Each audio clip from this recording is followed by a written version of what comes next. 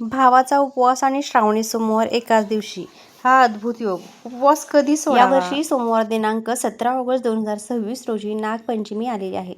प्रत्येक माहेरवाशिणीचा आणि प्रत्येक स्त्रीचा आवडीचा हा सण.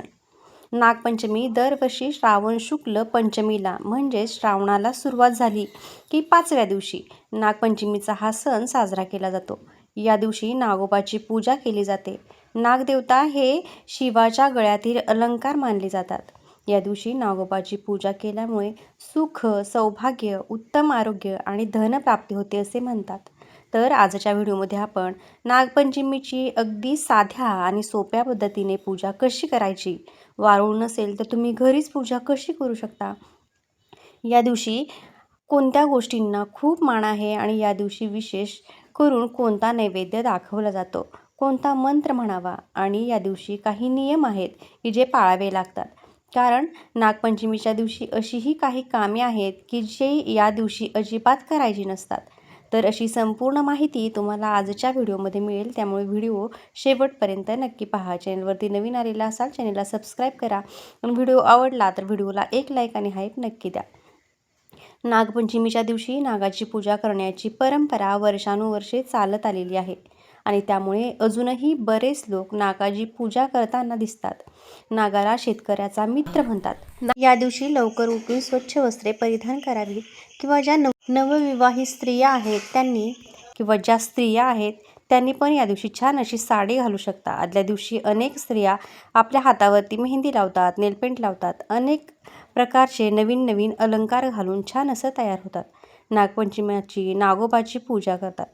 तर आपल्याला ही पूजा जिथे मांडायची आहे तिथली जागा पहिले तर स्वच्छ करून तिथे एक पाट किंवा चौरंग ठेवायचा आहे.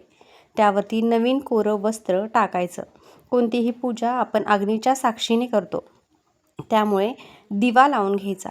कधीही दिवा लावला की त्याच्यानंतर आपल्याला गणपती बाप्पांची स्थापना करायची असते. पूजेच्या सुरुवातीला नागदेवतेच्या पूजेचं असं एक चित्र मिळतं बाजारामध्ये, ते तुम्हाला कुठंही अगदी 5-10 रुपयाला मिळून जाईल.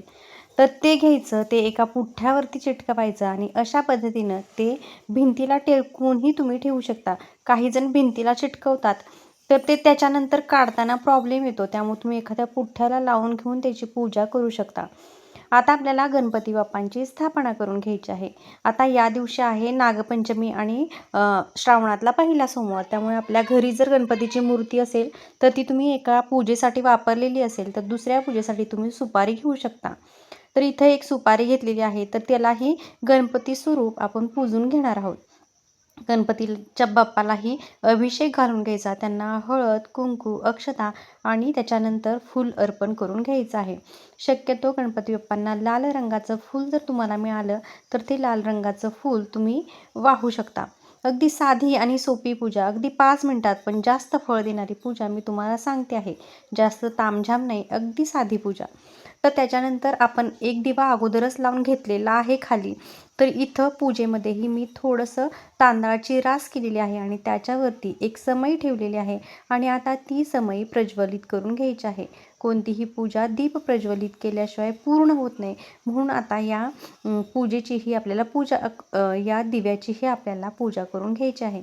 दिव्यालाही हळद, कुंकू, अक्षता आणि फुलं अर्पण करायची. आता जो आपण फोटो पुजलेला आहे तर त्याच्यावरती जेवढे काही देवता आहेत त्या सगळ्यांना आपल्याला हळद, कुंकू, अक्षता वाहून घ्यायच्या आहेत. त्यांच्याही चरणाशी आपल्याला फुलं अर्पण करून घ्यायची आहेत. तर इथं बघा, तांदळाने मी नागिन आणि तिची 2 पिल्लं असं बनवत आहे. काही ठिकाणी मातीचीही नागदेवता बनवून दिली जाते. नागाचा फणा काढलेला मातीची छोटीशी मूर्ती म्हणू शकतो आपण, तर ती दिली जाते. तर काही ठिकाणी त्याची पूजा केली जाते. तर काही ठिकाणी असं नागिन आणि तिची 2 पिल्लं तांदळाने किंवा रांगोळीने काढली जातात आणि त्यांची पूजाही केली जाते. तर इथं मी तांदळाची रास करून मी हे काढलेलं आहे आणि आता त्याचीही हळद, कुंकू, अक्षता आणि फुले वाहून पूजा केली आहे. सगळ्यात महत्त्वाची गोष्ट की ही कापसाचं वस्त्र अतिशय महत्त्वाचं आहे. तर कापसाचं वस्त्र असं विकतही मिळतं, नाही मिळालं तर तुम्ही घरच्या घरीही बनवू शकता. अशा पद्धतीनं कापसाचं वस्त्र आपल्याला नागदेवतेला अर्पण करायचं आहे. त्यांनाही फूल वाहून घ्यायचं आहे. याच्यासोबतच काही ठिकाणी पिवळा धागा बनवतात, तर तोही अतिशय महत्त्वाचा असतो. तो त्याच्यानंतर हातामध्ये बांधला जातो. तर असा पिवळा धागाही आपल्याला भाऊ स्वरूपात नागदेवतेला बांधायचा असतो. तर अशा पद्धतीने तुम्ही अगदी साधी आणि सोपी पूजा नागदेवतेची करू शकता. त्याच्यानंतर नैवेद्य काय दाखवायचा, तर या दिवशी अतिशय महत्त्व असतं, तर ते म्हणजे ज्वारीच्या लाह्या आणि त्याच्यानंतर दूध. या 2 गोष्टी काहीही नसेल तरी या 2 गोष्टी अतिशय महत्त्वाच्या आहेत, की ज्या या दिवशी नागदेवतेला नैवेद्यामध्ये दाखवल्या जातात. तर या 2 गोष्टी अवश्य तुम्ही वाहायच्या आहेत. त्याच्यासोबतच आघाडा आणि दुर्वा या 2 गोष्टीही लागतात. तर आत्ता अवेलेबल नाही आहेत, पण जेव्हा अवेलेबल होतील उद्या पूजेमध्ये तर त्यावेळी आपण ते वाहणारच आहोत. तर आघाड्यांची आणि दुर्वांची माळ करून ही नागदेवतेला वाहिली जाते. तर अशा पद्धतीनं साधी सोपी पूजा करायची. त्याच्यानंतर धूप, दीप, अगरबत्ती ओवाळून घ्यायची आणि मनोभावे नागदेवतेला नमस्कार करायचा. अशा पद्धतीनं तुम्ही साधी सोपी घरगुती पद्धतीनं पूजा करू शकता. जर तुम्हाला वेळ असेल तर तुम्ही तुमच्या इथं कुठं वारूळ असेल तर वारुळाला जाऊनही वारुळाला पाणी आणि दूध अर्पण करून त्याचीही पूजा तुम्ही अवश्य करा. शहरामध्ये शक्य नाही, पण गावाकडे बऱ्याच महिला वारुळाला जाऊन नागदेवतेची पूजा करतात. तेही तुम्ही दुधाचा आणि लाह्यांचा नैवेद्य अवश्य दाखवा. या पूजेमध्ये आपल्याला एक चूक करायची नाहीये, ती म्हणजे नागदेवतेला आघाड्याची माळ पण तुम्ही घालायची आहे. आघाडा, दुर्वा आणि फुले यांची माळ तयार करून घालू शकता आणि ती माळ आपल्याला नागोबाला घालायची आहे. किंवा माळ बनवली नसेल तर वेगवेगळ्या सुट्या पद्धतीनेही तुम्ही दुर्वा, फुले आणि आघाडा घालू शकता. कागदावर नागपंचमी आहे म्हणून नागोबाचीच नव्हे, तर त्या कागदावरती जे काही देवी देवता आहेत त्या सर्व देवांची पूजा आपल्याला या दिवशी करायची आहे. नागदेवतेला प्रार्थना करा की माझ्या संपूर्ण घराचे रक्षण कर. जीवितीला प्रार्थना करा की माझ्या मुलांना उदंड आयुष्य आणि उत्तम निरोगी आरोग्य लाभू दे. ही जीवितीची पूजा आपण आपल्या मुलाबाळांसाठी आयुष्य, आरोग्य तसेच सुख समृद्धीसाठी करत असतो. त्यामुळे शक्य झालं तर श्रावणातील दर शुक्रवारी आपण जीवितेचे पूजन करून आपल्या मुलांना औक्षण देखील करू शकता. पूजा करून झाल्यावर नागोबाला नैवेद्य दाखवायचा आहे. नैवेद्यामध्ये जास्त मान असतो तो म्हणजे दूध आणि ज्वारीच्या लाह्या आणि फुटाण्याचा. त्यामधील तुम्ही दूध आणि ज्वारीच्या लाह्या खूप महत्त्वाच्या आहेत. या दिवशी तुम्हाला बाजारामध्ये सहज मिळून जातात लाह्या आणि फुटाणे.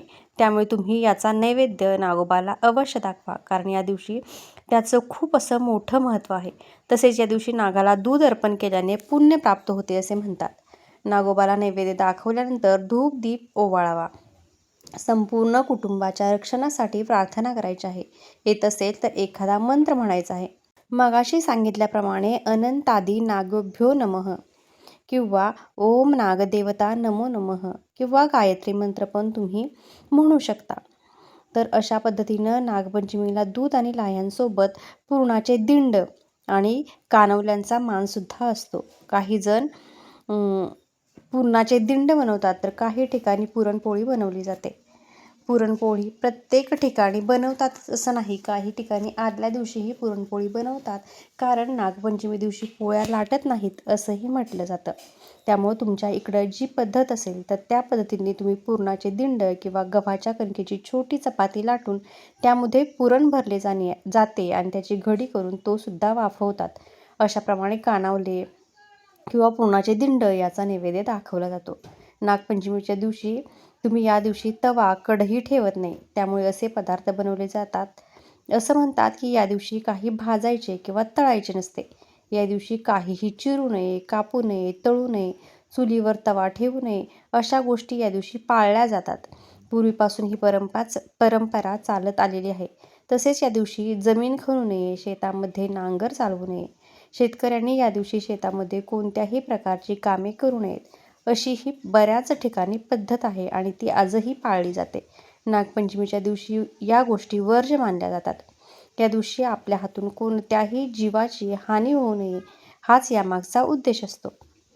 तसेच केस कापणे, दाढी करणे, नखे कापणे या गोष्टीही कटाक्षाने टाळाव्या. या उलट स्त्रियांनी छान असं नटून थटून झाडाला झोके घेऊन या सणाचा आनंद घेऊ शकता. अशा प्रकारे नागोबाची पूजा झाल्यानंतर नागोबाला मनोभावे नमस्कार करा, प्रार्थना करा, नागाप्रती कृतज्ञता व्यक्त करा आणि पूजा झाल्यावर तो कागद तुम्ही विसर्जन करू शकता किंवा श्रावण अमावस्या म्हणजे श्रावण महिन्याच्या शेवटच्या दिवशी तुम्ही विसर्जन केला तरीही चालेल. नागपंचमीच्या दुसऱ्या दिवशी पण केला तरीही चालेल. नागोबाची पूजा केल्यामुळे आपल्या कुंडलीतील कालसर्पदोष कमी होतो. त्यामुळे आपल्या घरामध्ये, कुटुंबामध्ये सापाची भीती राहत नाही. तसेच आपल्याला सुख, सौभाग्य, उत्तम आरोग्य आणि धनप्राप्ती होते असे म्हणतात. त्यामुळे आपल्याला शक्य होईल त्या पद्धतीने नागोबाची पूजा अवश्य करा. ही पूजा तुम्हाला कशी वाटली कमेंट करूनही नक्की सांगा. व्हिडिओ आवडला असेल तर एक लाईक आणि हाईप नक्की द्या. धन्यवाद.